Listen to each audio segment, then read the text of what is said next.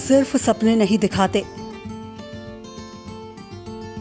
सपनों के घर भी बनाते हैं हम।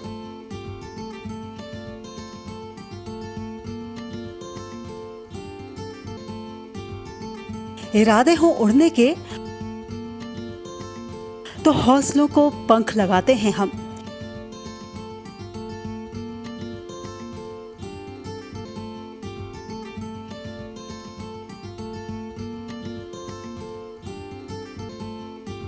क्योंकि हम हैं लोढ़ा बिल्डर्स, सच की बुनियाद पर मजबूत इमारत।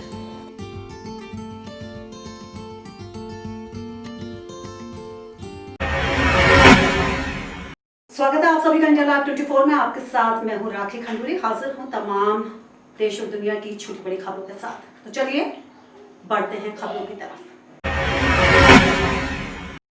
अयोध्या के लक्ष्मण किला में फिल्मी हस्तियों की 17 अक्टूबर से 25 अक्टूबर तक चलने वाली अयोध्या की रामलीला का भूमि पूजन किया गया।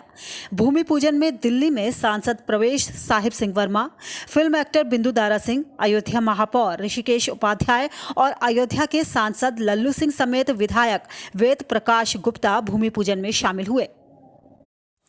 आपको बता दें कि 17 अक्टूबर से वर्चुअल रामलीला की शुरुआत होगी, जो 25 अक्टूबर तक दशहरे तक चलेगी। इस वर्चुअल रामलीला में फिल्मी जगत की जाने माने कलाकार शामिल होंगे। लगभग 22 फिल्मी कलाकार इस वर्चुअल रामलीला में शामिल हो रहे हैं। वहीं इस दौरान अयोध्या की रामलीला कमेटी के संरक्षक प्रवेश साहिब सिंह वर्मा ने कहा कि दिल्ली में फिल्मी हस्तियों की रामलीला होती रही है, लेकिन अयोध्या में पहली बार ऐसी रामलीला हो रही है और उनका प्रयास होगा कि हर साल इस रामलीला को वो लगातार यहां करवाएं। वहीं रामायण सीरियल के हनुमान जी का रोल करने वाले दिवंगत पहलवान और अभिनेता दारा सिंह के बेटे बिंदु दारा सिंह ने कहा कि ये उनके जीवन का सुखद दिन है और वो पहली बार अयोध्या आए हैं। भगवान राम की नगरी में आए और भगवान राम की नगरी में भगवान राम के सेवक हनुमान का रोल रामलीला के मंच पर करेंगे। उनके पिता दारा सिंह हनुमान जी का रोल करते रहे हैं और अब उनके बेटे अयोध्या में हनुमान जी का किरदार निभाएंगे। उल्लास मतलब मैं आपको बता नहीं सकता, वर्ड्स में नहीं डाल सकते ये बात। हमें कितनी खुशी मिल रही है, ये जो हो रहा है ये ऊपर वाला करवा रहा है। मोदी जी और योगी जी जिनने भी हमारा सहयोग किया है ये कराने के लिए, मुझे लगता है हमारे जो बोलते हैं ना 7 जन्मों का यानी एकदम वरदान मिल रहा है, ऐसा मौका मिल रहा है। अब ये हर साल होगा और अयोध्या में ही होगा। मैं तो अयोध्या में ही आऊँगा। हम सभी ने सोचा और यहाँ के हमारे लक्ष्मण किले के महंत, हमारे यहाँ के विधायक, सांसद, मेयर सबसे बात करके सबकी अनुमति से यहाँ पर ये कार्यक्रम हो रहा है। हमें यहाँ के उत्तर प्रदेश संस्कृति विभाग का समर्थन मिला, उत्तर प्रदेश सरकार का समर्थन मिला। बॉलीवुड के जाने माने 15 कलाकार वो यहाँ पर अलग अलग किरदार में भाग लेंगे। 14 भाषाओं में इसका प्रसारण होगा। इंडिया लाइव 24 के लिए अयोध्या से ब्रजेश सेन की रिपोर्ट। यूपी के मुजफ्फरनगर में कृषि बिल के विरोध में कांग्रेसी कार्यकर्ताओं ने जुलूस निकाला और सरकार के खिलाफ जमकर नारेबाजी की। बुढ़ाना मोड़ पर कार्यकर्ता हजारों की तादाद में जमा हुए और फिर ट्रैक्टर ट्रॉलियों और गाड़ियों में भरकर शहर के अलग अलग चौक चौराहों और सड़कों पर प्रदर्शन किया। जुलूस में कांग्रेस के राष्ट्रीय सलाहकार और पूर्व राज्यसभा सांसद हरेंद्र मलिक, प्रदेश अध्यक्ष और उपाध्यक्ष समेत पार्टी के तमाम बड़े नेता भी मौजूद थे।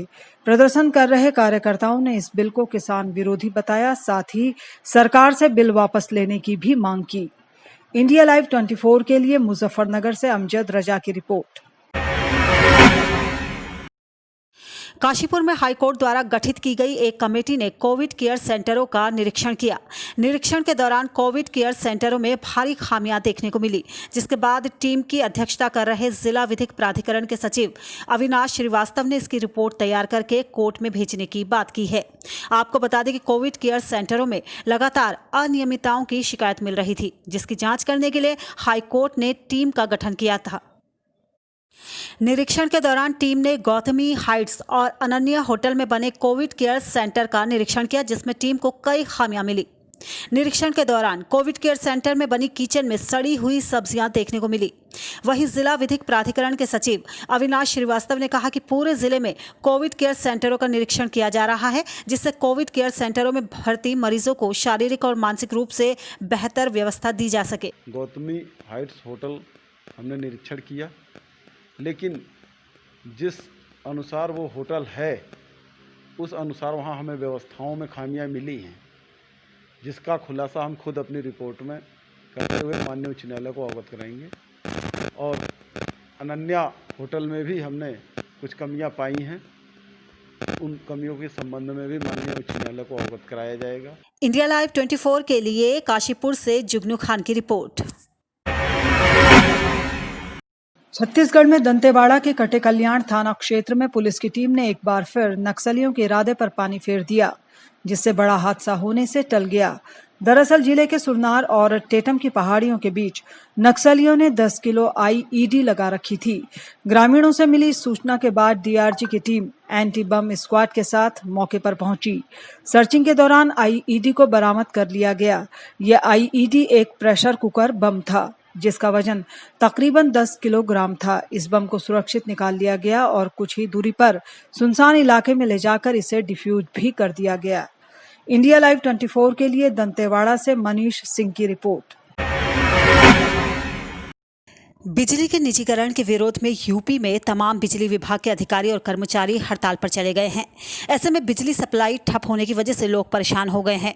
बिजली ना होने की वजह से आम जनता को काफ़ी दिक्कतें हो रही हैं। ऐसे में इस हड़ताल से आक्रोशित भदोई की जनता ने मजबूर होकर सड़कों पर उतरकर चक्का जाम किया। लोगों ने इसके विरोध में ज्ञानपुर और गोपीगंज मार्ग पर जाम लगाया। वहीं जब इसकी सूचना पुलिस प्रशासन को मिली तो पुलिस बल मौके पर पहुंचा और लोगों को समझा बुझाकर किसी तरीके से जाम खुलवाया। जय मुर्दाबाद मुर्दाबाद मुर्दाबाद, जय मुर्दाबाद मुर्दाबाद मुर्दाबाद, बिजली विभाग मुर्दाबाद मुर्दाबाद मुर्दाबाद। अब एसडीएम आए ज्ञानपुर के 2 घंटे में हम बनवा के चालू करा देंगे, लेकिन हम लोग इंतजार किए 4-5 बजे तक नहीं आई, तो इसलिए पूरे व्यापारी यहाँ के व्यापार मंडल के लोग हमारे यहाँ के नगर अध्यक्ष रंजीत गुप्ता जी के नेतृत्व में यह चक्का जाम किया जा रहा है। अगर आगे बिजली अभी सप्लाई नहीं दे रहे हैं तो हम विद्युत विभाग के खिलाफ FIR भी दर्ज कराने के लिए तैयार हैं। इंडिया लाइव 24 के लिए भदोई से सुरेश गुप्ता के साथ संजय केसरी की रिपोर्ट। और यहाँ पर हम रुकेंगे एक बहुत ही छोटे से ब्रेक के लिए, लेकिन आप कहीं जाइएगा नहीं, हम जल्द हाजिर होंगे। दौड़ती भागती जिंदगी में खुद को कैसे रखें फिट, मशीन के दौर में कैसे हाथों के हुनर को रखें हिट, बचपन में तालीम का, जवानी में EMI का, तो बुढ़ापे में अकेलेपन का कैसे करें बोझ कम।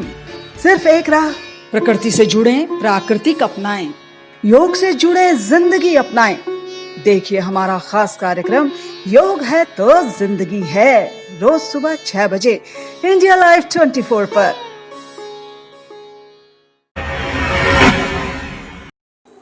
ब्रेक के बाद आपका स्वागत है। तो चलिए बढ़ते हैं अगली खबर की ओर। हरिद्वार जिले की सड़कों पर इन दिनों ओवरलोड वाहन दौड़ रहे हैं, लेकिन प्रशासन इन पर कोई कार्रवाई करने को तैयार नहीं है।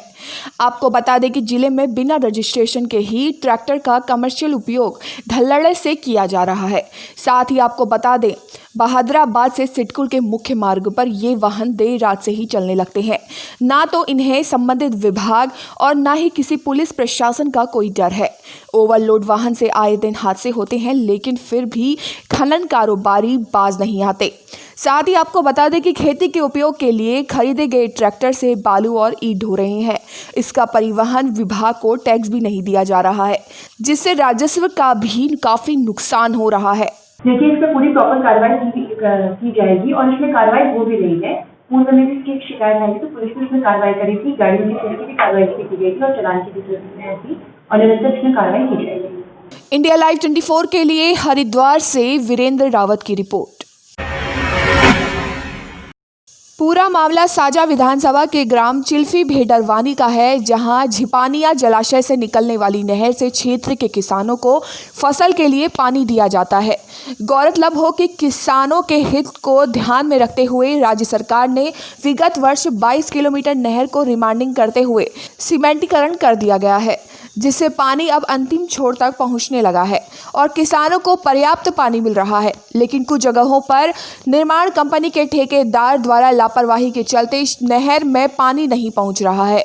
बची खुची कसर रोड निर्माण के दौरान पीडब्ल्यूडी के ठेकेदारों ने पानी के लिए निकासी के लिए लगे पाइप को उखाड़कर अलग कर दिया है, जिसके चलते पानी की निकासी पिछले 2 साल से बंद है। इन 2 वर्षों में पीड़ित किसानों ने हर वह दरवाजा में दस्तक दी है जहां उनकी समस्या का निदान हो सके, लेकिन यह दुर्भाग्य है, कृषि मंत्री के क्षेत्र में किसानों की सुनने वाला कोई नहीं है। हालात यह है, मजबूर किसान धान की फसल को पकाने के लिए पैसे से पानी खरीदकर अपने खेतों को भर रहे हैं। हमारे एरिया में 150 एकड़ ज़मीन है करीब, कम से कम 100-150 किसानों का है। छोटे छोटे किसान भी है, 1-2 किसान बड़े किसान हैं। इसमें पानी जब से ये सड़क बना हुआ है तब से पानी जा नहीं रहा है। और सड़क वाले को जब सिंचाई विभाग वाले को बोले तो सड़क वाले बनाएंगे ऐसे बोलते हैं, और सड़क वाले को बोलते हैं ना तो सिंचाई विभाग बनाए नहीं ऐसे बोलता है। इंडिया लाइव 24 के लिए बेमित्रा से ममता ग्वालवंशी की रिपोर्ट।